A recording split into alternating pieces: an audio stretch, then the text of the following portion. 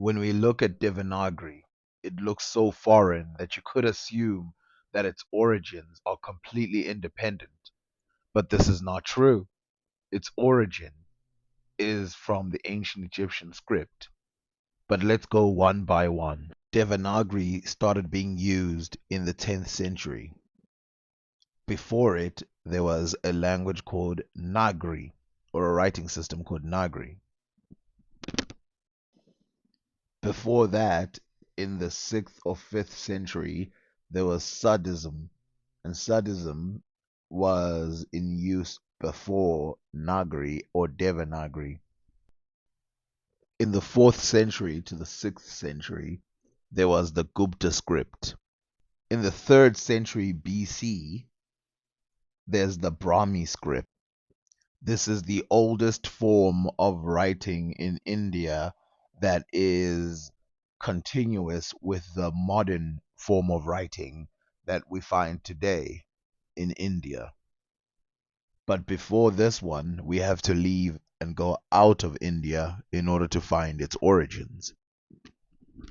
The Aramaic alphabet used by the Assyrians, Babylonians, Akkadians, Jews, Samaritans, Hebrews shares a striking similarity to the Brahmin script.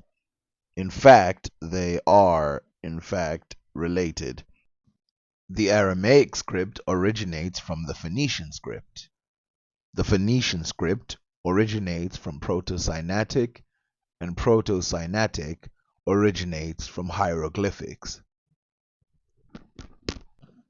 Though the alphabets originate from ancient Egypt and they spread thanks to the Phoenicians, the Akkadians, the Sumerians, all these people, though it spreads because of the people from the Middle East and it ends up in the hands of the Indians, the language that they wrote in was not Afro-Asiatic like a lot of those languages were themselves. And a lot of those languages are Indo-European. The oldest writings in India from the 3rd century BC are credited to Ashoka, and Ashoka was a tyrant who converted to Buddhism and probably spread this writing through his love or through his spread of peace. Now, where did Ashoka get this from? Well, probably from Semitic travelers and Semitic influences and merchants. Most of the writing systems that I'm telling you about are Afro-Asiatic. For example, Egyptian hieroglyphs is Afro-Asiatic, Proto-Sinaitic is Afro-Asiatic, Phoenician is Afro-Asiatic, and Aramaic is Afro-Asiatic. It's from Brahmi on that you see Indo-European take off. And the language that they wrote in for the first part in Brahmi was a language called Prakrit, and this language was spread by Ashoka. But where did these Indo-Europeans come from? This Indo-European influence come from? Well, it came from Europe, and recent studies have suggested that it came from the Ukraine in Europe, in the European steppe, and that it came at least 1,500 years before the script was even invented. There's only one continent in the world that has never independently invented writing, and that's Europe. India has a writing system that's before this, but it's never been deciphered, and it's not being used as of today. Therefore, these Indo-Europeans that arrive in 2000 BC in India and past certain places were illiterate for the most part. So now let's move back west so we can clear up exactly how all of this happened. If we start with ancient Egypt, we will notice that there's a civilization there from at least 4000 BC, and it creates writing at least about 3000 BC. Sumerian is the only other writing system that rivals that age, but it's not an Afroasiatic script, nor is it a Indo-European script. It's an independent script, independent of both Afroasiatic or Indo-European. But let's not run away from ancient Egypt just so quickly.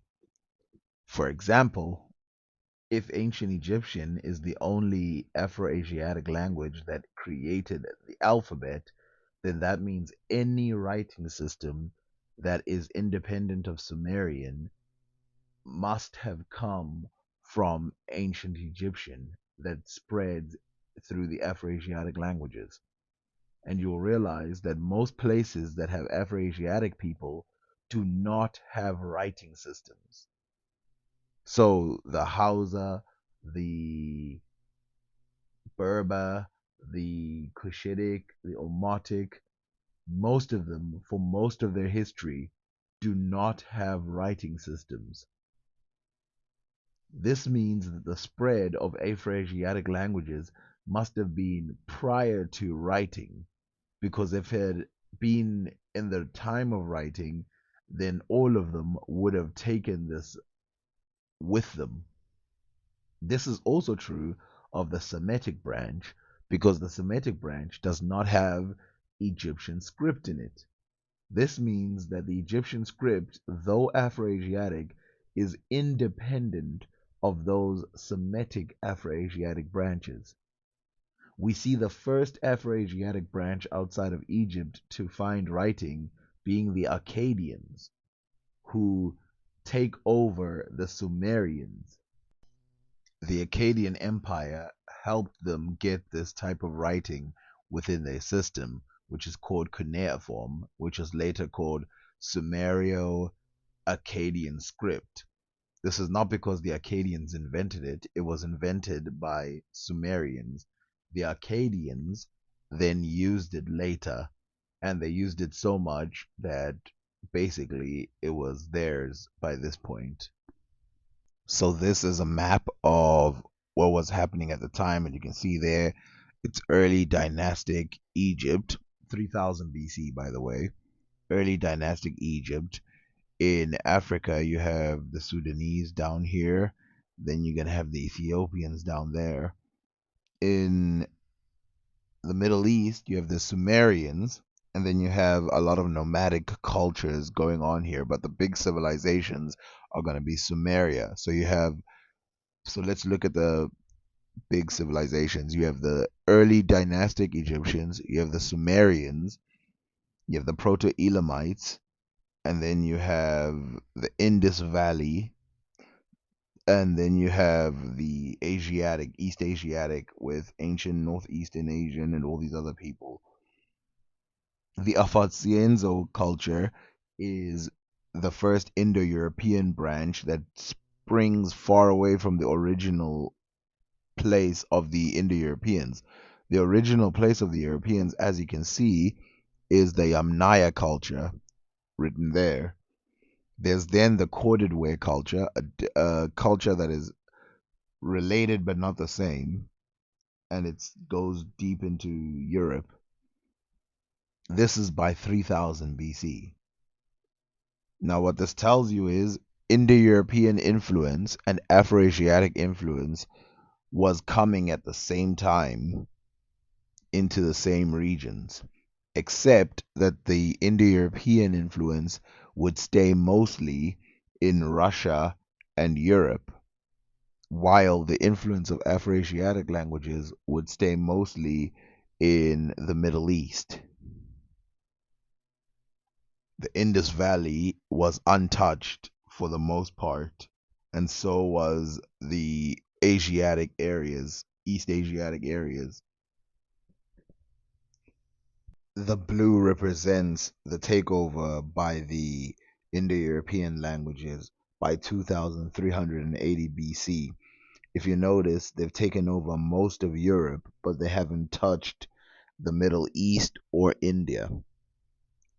Meanwhile, the Afro-Asiatic languages have completely encompassed the Middle East, and they've completely taken over parts of Africa, like the the Moroccan areas, the North African areas, the East African areas, the West African areas. While that's happening in Europe, another migration pattern is happening in Africa, the Bantu migration from 2000 BC or 2500 BC, thereabout, somewhere in Congo and some parts of Central Africa are already having loads of populations. And then we travel more in time, about 1800 BC. It's round about 1800 BC where we start seeing the Afro-Asiatic fully clash with the Indo-Europeans. For example, you see there the Hittites are coming in, or the Hittites are coming in, the Mitanni are coming in. These two groups are Indo-European in origin. You see, you've got the Babylonians, you've got Nineveh, the Assyrians, the Akkadians, Sumer, Tyre, the entire yellow area from this area is Canaanite area, which is Afro-Asiatic, and it presses on the Hittite Empire or the Hittites. And by the 1400s, you see a big clash as these people have empires. And in the 1600s, writing systems start to be used by Indo-Europeans as far as Greece and as far as the Hittites and all these other places. But the writing that is being used is either the Akkadian script in these Middle Eastern areas or the ancient Egyptian script. Just by looking, you can tell that the writing systems that are being used are from Sumeria with this punch triangle thing that they used to do. But now it's being used for Indo-European languages, meaning the words will be very different. So a Sumerian would not be able to read any of this. Also, some Afro-Asiatic languages are being used in those regions as well. Language is the ghost remnant of a lot of these areas and their history. For example, in Akkadian languages, you can see that a lot of their animal names are the same as the names in Sumerian,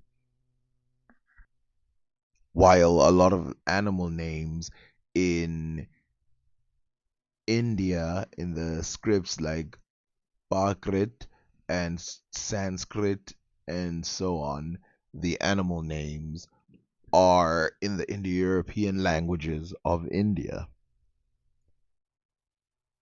and the Indo-European languages of the Indo-European regions. This is not because the Europeans discovered horses or the cart. In fact, that was discovered somewhere in Kazakhstan and it spread throughout the whole entire world. And so you get names that are similar to that.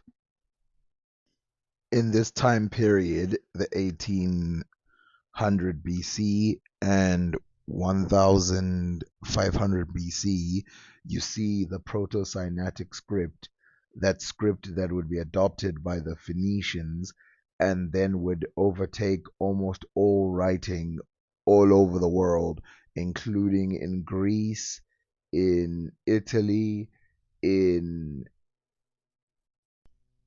Persia, in Iraq, everywhere in the Middle East. It's basically taking over the alphabet, and it's mainly due to the Phoenicians. By 830 BC, the Indo-Europeans are in India to stay, and of course, they're in all these Persian areas, Anatolia. They've conquered the whole, almost all of Russia, and you start to see the Celts and all these other people, the Gauls, all these people start to show up in their individual formation.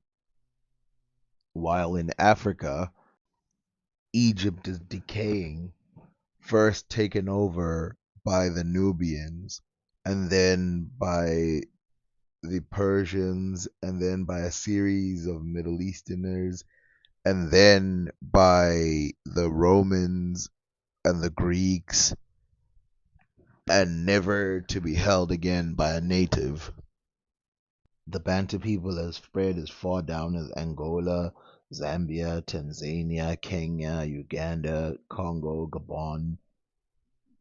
That entire general region around 500 to 200 AD is basically ruled by the Bantu people, pushing away a lot of other people who used to be there, like the Khoisan and Central Africans of a ghost kind, and some Afro-Asiatic groups that were in the corner, including some Hadza type people on the corner as well in East Africa. The Bantu would eventually reach the Horn of Africa and start to influence those places. But as soon as they get there, a new foe shows up instantly in the form of Arabs. This is the world map in 300 AD. Through the Roman Empire, the Greeks, the Phoenicians, all these people, now the dominance of North Africa is Indo-European because of the Roman Empire. And the Bantu people are still moving ever faster down. In the Middle East, the Persian Empire is pressing on Indo-European, and the Arabs are holding their own, holding a Afro-Asiatic base, and so are some of the other Afro-Asiatics in Africa who fight against the Romans, including the Sudanese people, but we're not talking about them because they're not migrating. Not a great rate anyway, because they do go to the areas. About 500 BC is about the first time that the Nilotics and the Bantu clash for real, and in fact join and create new groups like the Masai. In India, at about, let's say, 300 BC, that's when the first writing comes in through the sharing, and by about 300 AD, it's fully intact. India has a completely unique culture. You wouldn't even be able to tell that the Indo-Europeans were recent comers. Whereas in the African context, it's easy to tell because everyone still remembers the ancient Egyptians. They still remember the Berber tribes. They still remember the Bantus and all these people. In fact, the Bantu area is basically unexplored by 300 AD, unexplored by foreigners. By 600 AD, you no longer just have Bantu people who from 2000 BC were building buildings, but now you have them built as far away as southern Africa. And you see that the Garamantians, certain groups are represented in North Africa because of literature that were never represented before. These Gaetolians, the Moors, the Garamantes, and kingdoms like the Aksum, Somalia. And this is about the time when the Aksumite Empire does take over parts of Yemen. But this is also the time when the Arabic language in 642 AD, I think, this is about the time when we completely lose the ancient Egyptian language, when the Arabs completely take over Egypt. And in Europe, a whole bunch of stuff is happening. Empires are rising and falling. And you start to have, you know, Vikings and people like that starting to brew up. By this time, two more migrations start to shine. Firstly, the Australian people move eastwards from where they are, and the Polynesians end up in America, a continent that the rest of the world didn't know even existed. Um, the Melanesians by 500 BC move to the island right next to Africa, written Malays, Madagascar, and they start to do real work by 500 AD, which that by that time they're joined by the Bantu people who are moving ever eastward until they get to Madagascar. In India, you have multiple different states. In the Tang dynasty, gunpowder is invented. The Arabs are conquering almost all of North Africa, with the exception of native tribes that they couldn't take over. By this time, 700 AD, we start hearing of slaves being taken from as far south as Tanzania by the Arabs, and the Moors conquer Spain. Close to the end of 700 AD, the first Viking attacks are seen.